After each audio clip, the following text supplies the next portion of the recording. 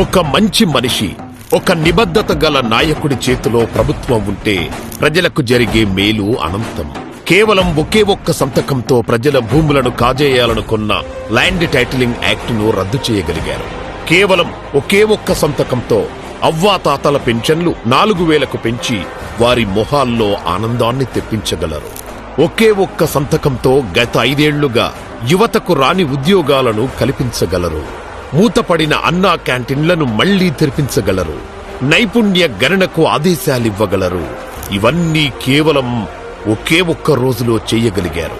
అలా చేసి చూపించిన వ్యక్తే ఆంధ్రప్రదేశ్ ముఖ్యమంత్రి శ్రీ నారా చంద్రబాబు నాయుడు గారు.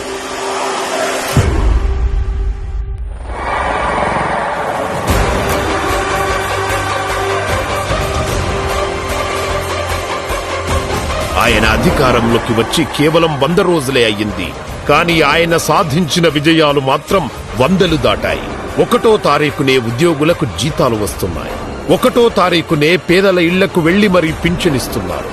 రాష్ట్ర వ్యాప్తంగా 100 అన్న క్యాంటీన్లను పునరుద్ధరించారు. చేనేత వృత్తిదారులకు జీఎస్టీ ఎత్తివేశారు. పేదల గృహ నిర్మాణానికి 50,000 అదనంగా ప్రకటించారు.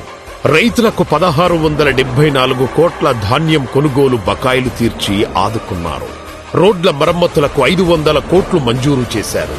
పంచాయతీలకు 1,452 కోట్ల నిధులను విడుదల చేసి పల్లెలకు ప్రగతి బాట చూపారు. ప్రభుత్వ పథకాలకు స్ఫూర్తి ప్రదాతల పేర్లను తిరిగి తీసుకువచ్చారు.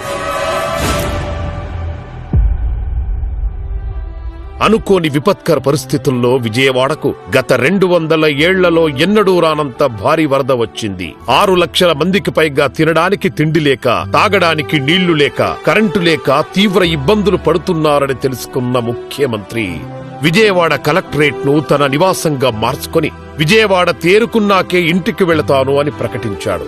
అన్నట్టుగానే 10 రోజుల పాటు ప్రజల్లోనే ఉన్నాడు. పదండి ప్రజల్ని కాపాడుదాం, కష్టకాలంలో వారికి అండగా నిలుద్దాం అంటూ అధికారులను ఉత్తేజపరిచాడు. పగలు రాత్రి తేడా లేకుండా బాధితులకు అండగా నిలిచాడు. విజయవాడ ప్రజలను ఎలా కాపాడాలో ప్రణాళికలు రచించి అవసరమైన బలగాలను, బోట్లను రప్పించాడు. ప్రతి ఒక్క విషయాన్ని దగ్గరుండి పర్యవేక్షిస్తూ నిరంతరంగా పనిచేసి విజయవాడను తిరిగి మామూలు స్థితికి తీసుకొచ్చారు.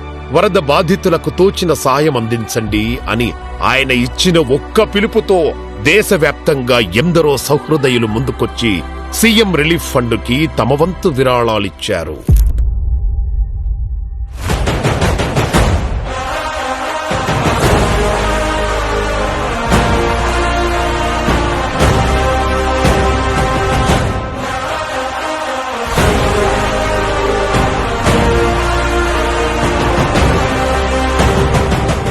ఆయనే కనుక పరదాల మాటున నక్కి తిరిగితే, దారి పొడవునా ట్రాఫిక్ ఆంక్షలు పెడితే, కనబడిన చెట్టునల్లా నరుక్కుంటూ పోతే అసలీ గొడవంతా ఎందుకు? హెలికాప్టర్ ఎక్కి గాల్లోనే 2 చక్కర్లు కొట్టి వెళ్లిపోదామనుకుంటే బాధితుల పరిస్థితి ఏమై ఉండేది? ప్రజలు ఆయన్ను అంతకు ముందున్న పరదాల రాయుడిని పోల్చి చూసుకున్నారు. ఆ తర్వాతే నాయకుడంటే ఇలా ఉండాలి అని ముక్త కంఠంతో అంటున్నారు. అందుకే రాష్ట్రమంతా అంటుంది, ఇది మంచి ప్రభుత్వం.